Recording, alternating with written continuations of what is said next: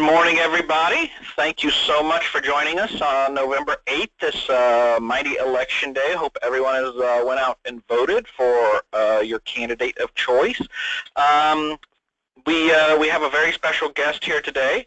I have to say that because she's my boss and she's sitting right here. No, just kidding. No, she is this very, very special guest. We've got Marcie Seidel, who is part of the Attorney General's Prevention Curriculum Committee, and she is going to give us a little update on what the Attorney General's committee is doing. Thank you, Tony, and good morning, everyone. It's a pleasure to be here today. This is kind of new to sit here in this office to do this, and it's a delight to be here.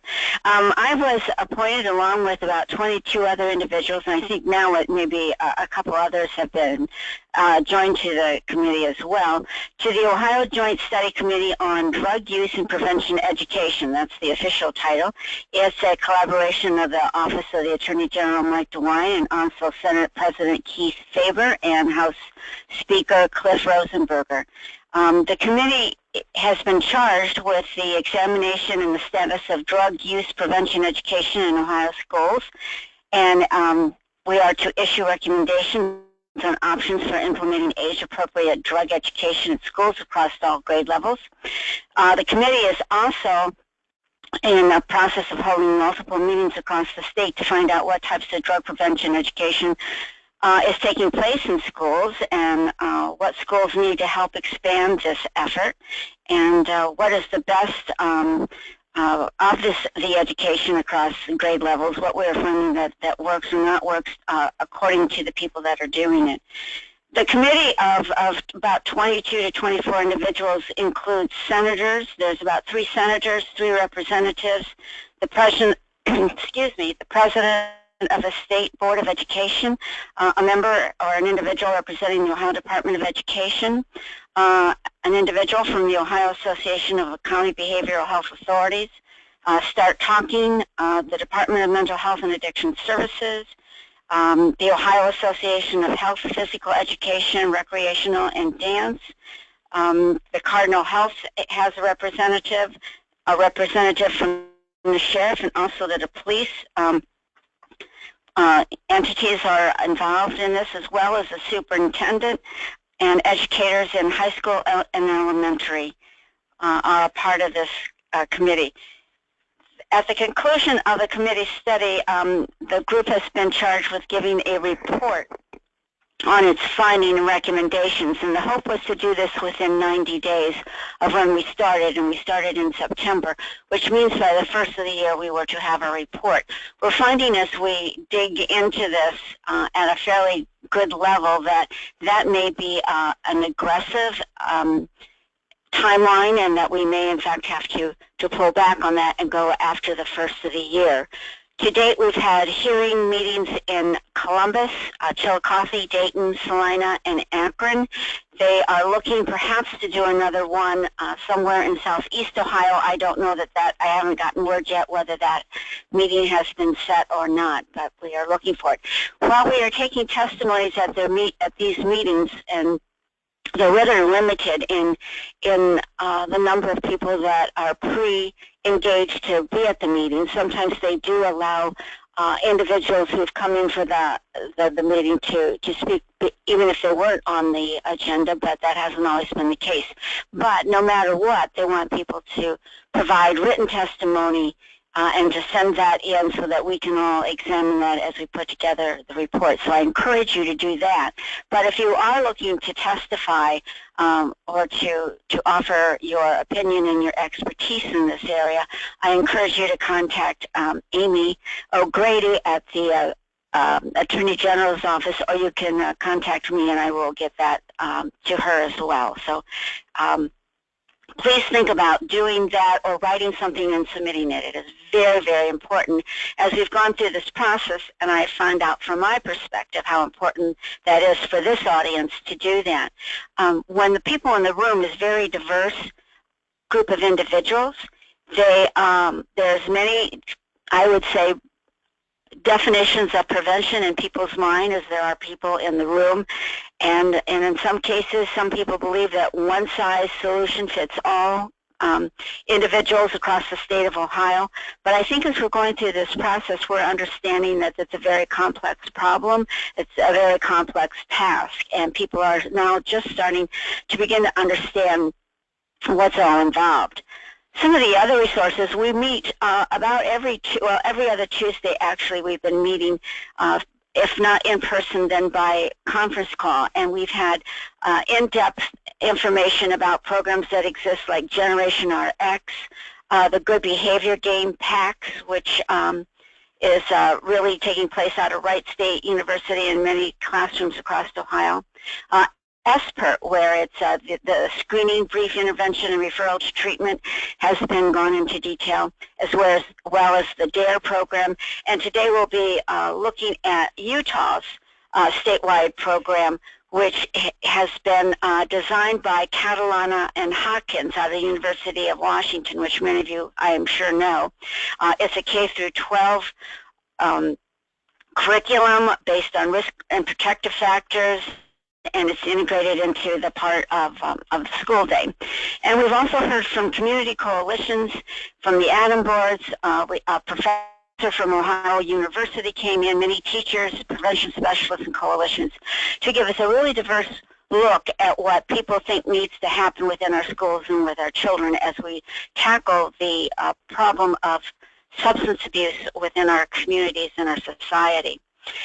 We're finding as we're moving forward, I think all of us had kind of, and certainly the Attorney General and the President and the Speaker of the House, thought about we provide a curriculum for students throughout the school, day or year, and perhaps even from K-12.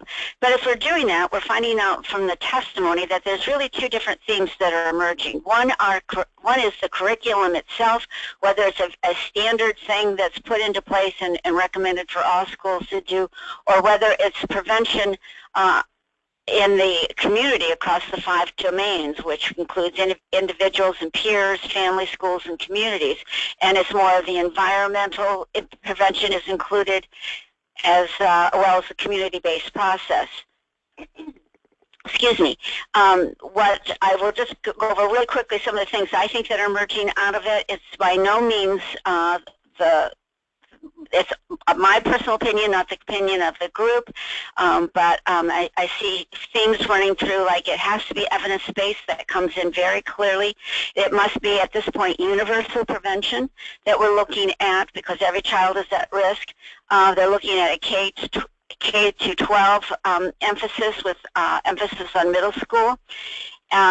They believe, there's a strong belief out in what we've heard, that prevention specialists need to be working with educators in the classrooms on this. There's a huge concern out there that there are no health standards in the state of Ohio, which is guiding the health needs and the education process. Social emotional learning needs to be very much a part of this. Very strongly have heard over and over again, which I'm delighted, is that scare tactics don't work, not to use scare tactics, and that teachers can perhaps use the information that we have and the evidence-based research we have to integrate it into subjects that are already in place. The other thing that is a concern is that teachers are bound by teaching to the test, leaving them very little time to be creative in an overall comprehensive approach to their students. So we're finding that in many sources from many different people to be a huge concern. We're finding that outside of the school and the testimonies that we received that the building prevention infrastructure in the state of Ohio is critical and needs to happen. We need to do more develop of the workforce of prevention specialists to help in all the schools so that we get good outcomes. The outcomes need to be evaluated. Environmental prevention is just as important as classroom prevention. Community-based process is very important, and the SPIF process needs to be involved. Youth-led prevention and youth-led leadership skills have been brought up time and time again as an important piece to this puzzle. The home and the parents must be involved. We've heard that over and over again. And also that the focus on the child's health, making it easier for them to learn. Too many young people come to school not ready to learn because of trauma in their lives, because of hunger, or not being well cared for. So The CSAP and its 6 strategies have been brought up, so you can tell from the different types of testimonies that we have some that are coming from it in a very educational point of view, some of it from a very much of a prevention, community-based, solid, every prevention strategy that we have comes into play. And so it's a very big education period for this particular committee. And I'm not quite sure where it will all end up at this point, but for those of you who are passionate about it, I encourage you to get your information in because they truly are looking at all of this, and we'll be putting together a report. And excellent. We will thank you so much, Marcie. If you have questions, we will take questions at the end of the webinar on this. Marcie will be joining us for the entire length of the webinar, so we welcome any questions that you might have about this process. Going on, we're going to want to look at, we had our first Medical Marijuana Advisory Committee meeting November 1st, and some rules, the cultivator rules, were given to us about, well, literally 3/4 of the way into the meeting. So we didn't have any time to review, and that's one of the things we're going to try to fix before the next time that we have to go into another set of rules.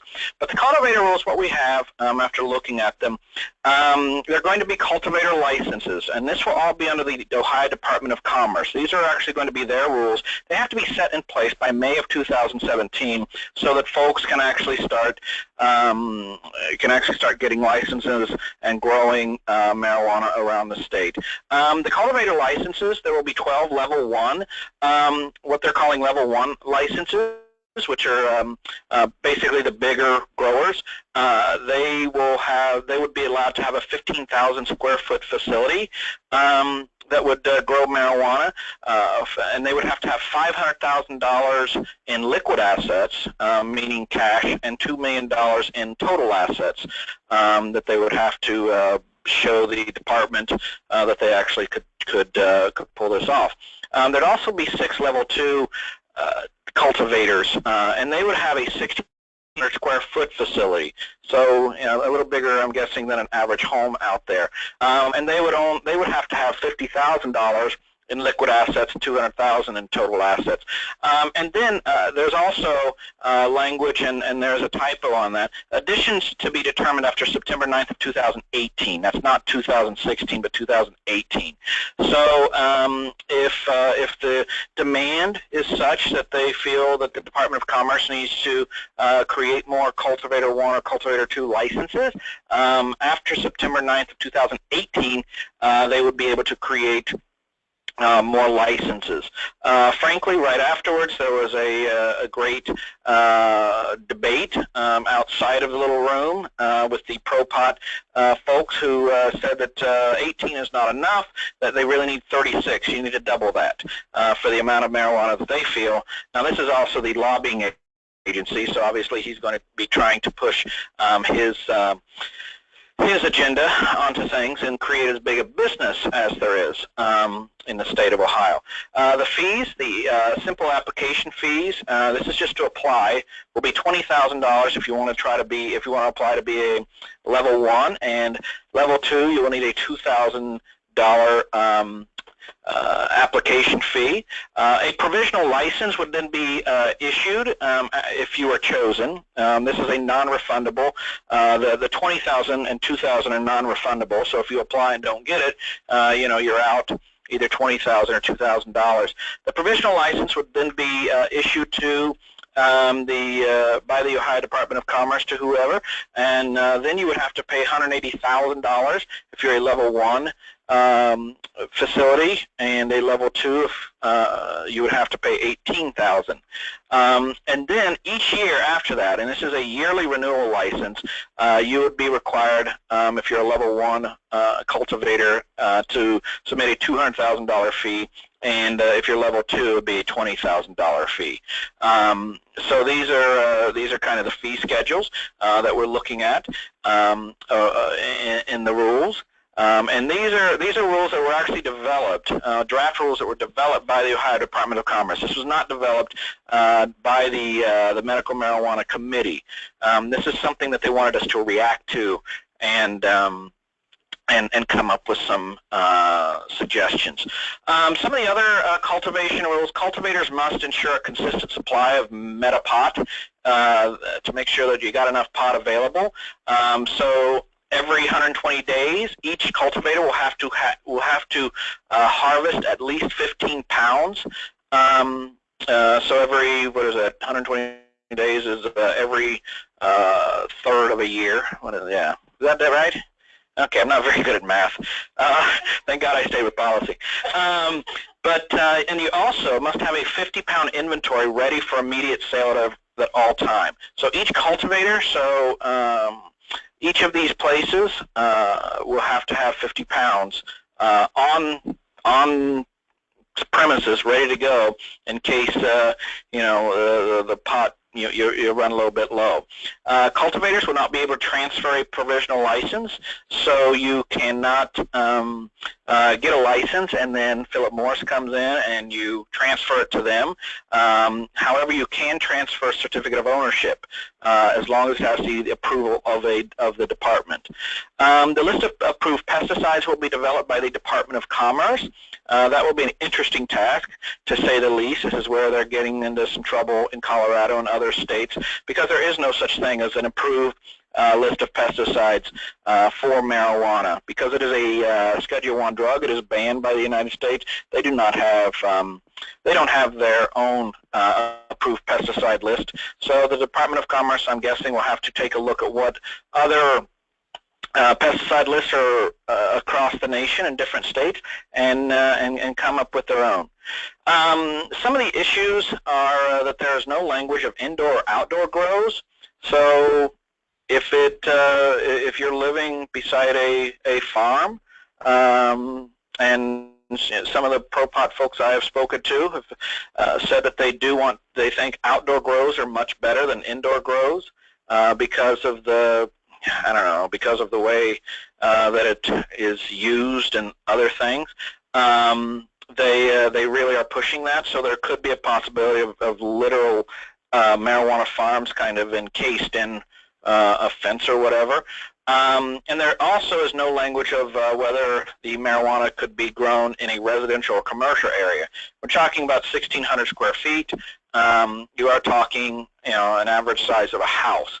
So if they would want to turn that house into a cultivation center, there are no rules. And I asked the question during the meeting, and the response was, well, we'll let local ordinances determine that. We don't want to determine that, which I think is foolish on their part, but I didn't say that in the meeting. Some of the other rules that we are that are looked at in this is a 42-page rule document. There's a lot of stuff in here that is just some of it's boring as all get out, but other stuff is quite applicable to what we do. Labels. So how is this going to be labeled? And again, this would fall under the Department of Commerce. So the labels would have to be affixed to a tamper-evident opaque packaging. And this is the plant matter. They have not come up with how this is looking for the edibles and those types of things. So I'm guessing tamper-evident. Tamper-evident in Colorado is basically a Ziploc bag, which they say is tamper-evident, whereas Pennsylvania actually has the rules that their tamper-evident has to align with federal standards on what tamper-proof means, including child-proof and all of that kind of stuff. The labels also have to contain the name, the address, and the license number of the cultivation factory. Has to contain the registered name of the product. So if you get Purple Urple, that would have to be on there. And it also has to contain the date of the harvest and the final testing. So if there is marijuana, it has a 1-year expiration date. They would have to remove it from any kind of store shelves if it is over a year. The labels also have to contain the THC, THCA, which is the THC acid, CBD, and the CBD acid percentage contents. as well as any other part that is over 1% of marijuana in this medicine. They cannot contain, labels cannot contain misleading statements. It cannot contain the depictions of the product, which makes no sense because if it's an opaque package, I don't know why you would need that, but it can also not contain cartoons or images that are not registered with the department. So any image you want to have on the medical marijuana packaging has to be registered with the department before they're allowed to put it on the label. Advertisements, another big piece that we're looking at. And again, this all falls under the Department of Commerce. Ads have to be approved by the department before they can be issued. So it's not like you make a big ad buy and it's released. It has to be approved by the Department of Commerce. You can't. They will be able to develop a website. It is not allowed to focus on children or young people. It cannot market to them, even though the law says that anybody in Ohio under or over the age of 18 is allowed to have medical marijuana. Of course, if you're under 18, you have to have parent consent, but anyone could get a card medically. You still can't target and market to kids. There would be no billboards allowed, and no advertisements on public transport vehicles, buses, and those types of things. You also can't put it on publicly owned properties. The state office tower down here in Columbus could not be a big pot advertisement. You're also not allowed to advertise within 500 feet of a prohibited facility, which are schools and churches and those types of things. Also, a game arcade. Welcome to 1986. I haven't seen a game arcade since the 80s. Or a business attractive to children. There are also, again, the advertisements cannot contain cartoon characters or pop culture icons. It cannot advertise to persons under 18 years of age. That will be obviously a decision made by the department about what that looks like. And then interestingly enough, they have a very strict sign limitations. Medical marijuana signs on the cultivation facilities cannot be larger than 16 inches in height and 18 inches in width. The other issue is there would be no illuminated signs. You don't have to worry about the neon signs and those types of things. Again, these are the cultivation rules, you know, we look at dispensaries in a different way. So that's how the advertisements rules look right now. Some other pieces that are in these sets of rules, and since we have you know, a limited amount of time, I couldn't go into everything. Transportation of marijuana, there will actually be a sign-in. No one will be able to just kind of drive around with marijuana in their vehicle. It will have to be, you'll have to prove that you signed it out of a cultivation facility, and it has to go straight to the dispensary or the testing or processing facility. So it even goes as far as to list that you're not allowed to make a stop. So you can't stop for lunch, you can't stop for you know, to pick something up that, you know, maybe your significant other has said, stop at the store and get me this. You cannot stop. It has to be you sign in, or you sign the stuff out, and then you have to sign in, and they'll compare those records. There's also loss and theft rules. Testing facilities, which in the first year will be higher education centers, meaning colleges and universities will be the testing facilities. In the state. Security is another big issue. I mean, there are pages and pages of rules that have to be under camera. It has to be the camera. One of the interesting pieces, the cameras have to be accessible by the Department of Commerce 7 days a week, 24 hours a day. So anytime they want to plug into that, they have to have access so they can see what's going on at the cultivation facility. I really encourage you to take a look at these. Public comment for these rules are open until November 15th of this year at medicalmarijuana.ohio.gov. When we were at this meeting, we had a very large room of folks, most of them obviously pro-marijuana. And not only did we have those, but then there was a overflow room. So they put some kind of speaker in there so they could hear what was going on, but the room was not big enough, and it was a large room, to hold all the people. So I'm encouraging you to put your public comments on this website, because I guarantee you that pro-pot folks who want to loosen this up, who are probably talking about, well, the transportation of marijuana is too tight and there's not enough grow facilities and all of these other things, those comments are going to be put on there by the pro-pot advocates. We also need to have a strong voice for public health and what we would like to see. One of the pieces I also brought up was, our cultivators allowed to own pot shops. We have a 3-tier system in the state of Ohio. This would be, the integration would be, quite frankly, you hear more about diversion from Colorado because they don't have a 3-tier system. In Washington, you have the exact opposite, and you don't hear about that diversion as much because there's all the checks and balances. You have your cultivators, you've got your processors, you've got your retail dispensaries. Just like alcohol is regulated here in the state of Ohio, I'm really going to try to push this be the same way, that cultivators cannot own pot shops. You're going to get into low price wars and all those other kind of things, and it just is a bad situation.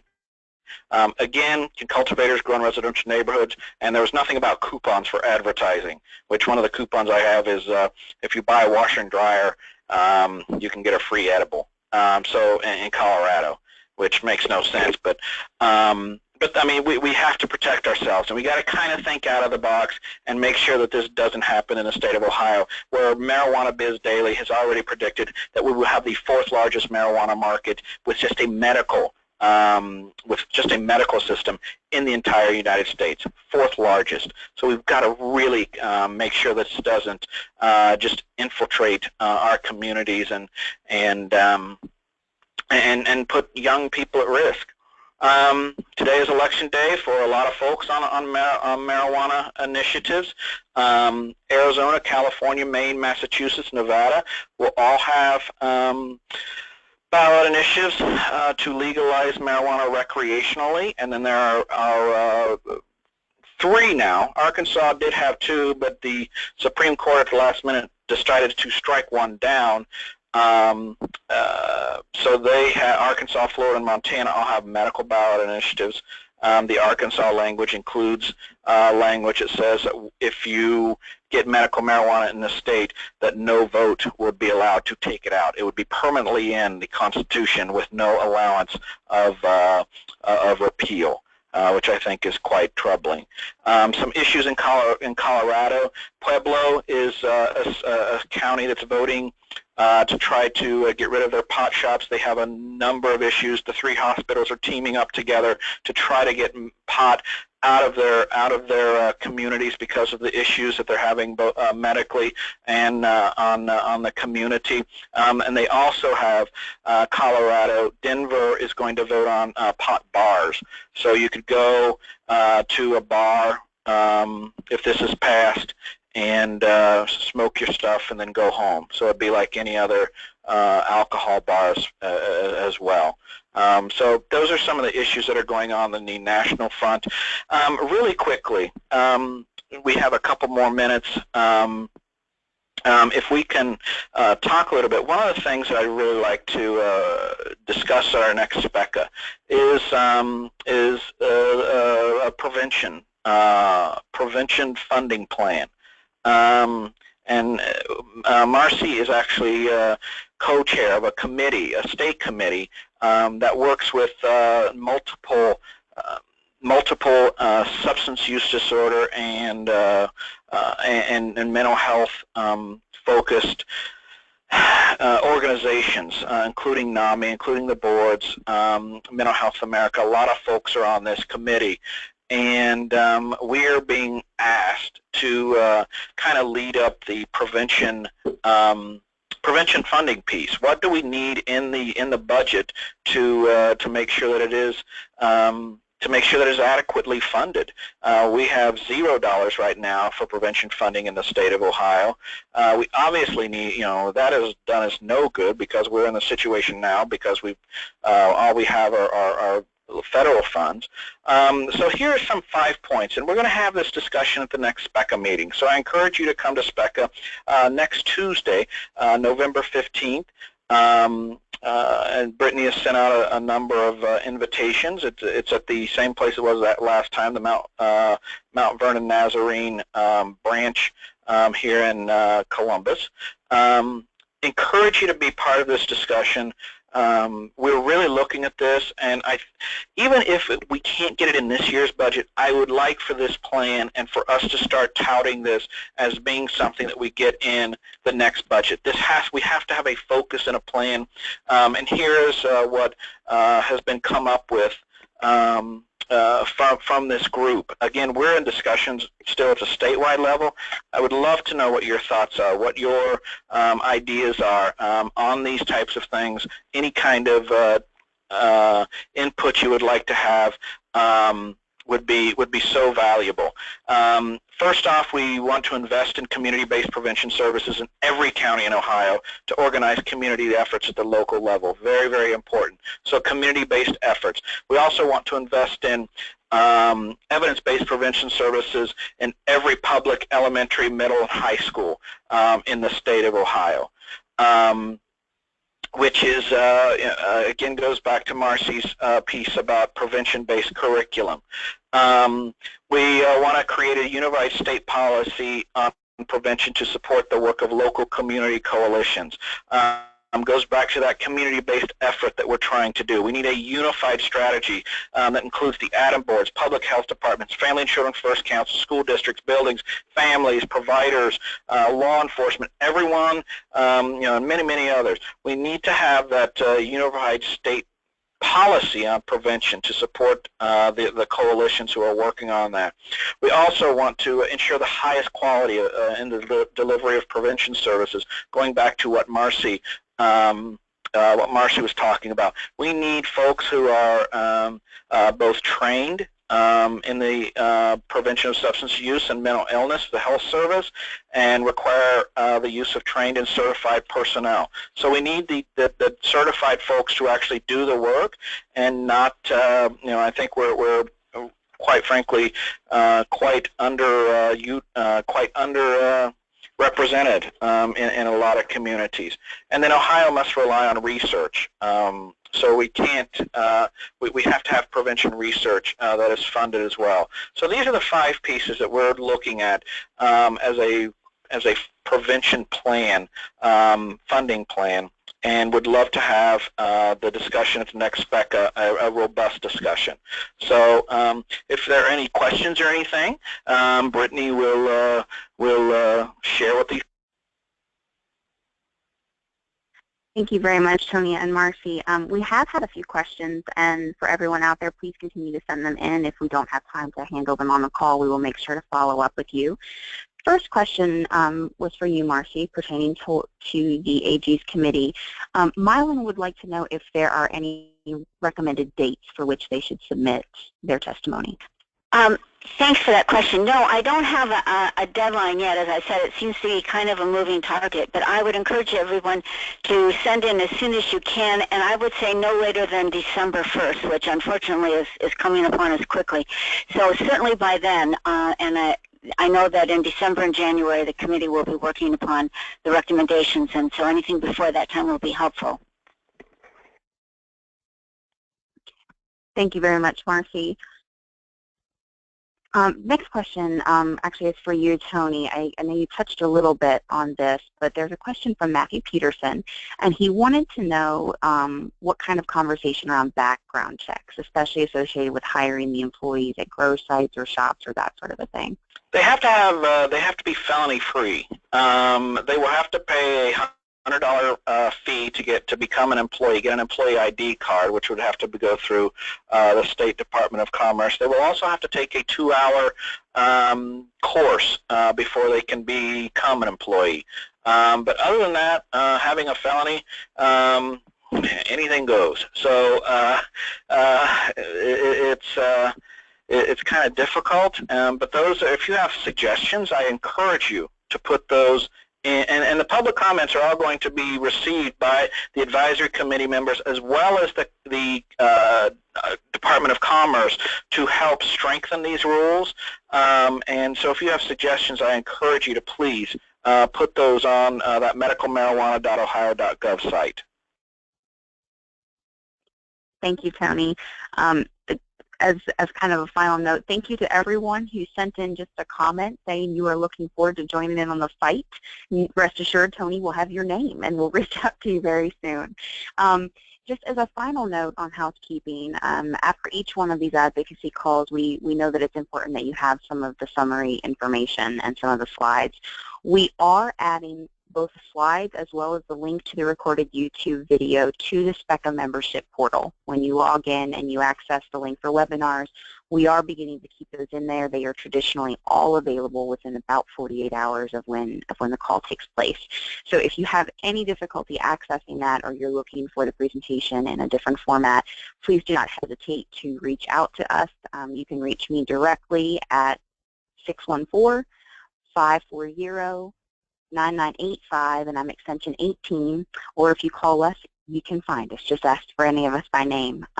With that in mind, we are running a little bit short on time. If any final questions come in, we will follow up with you individually, and if it pertains to the group, we will make sure that everyone has a chance to get the information. So thank you so much for participating, and we hope to see you all at SPCA. Have a great day, everyone.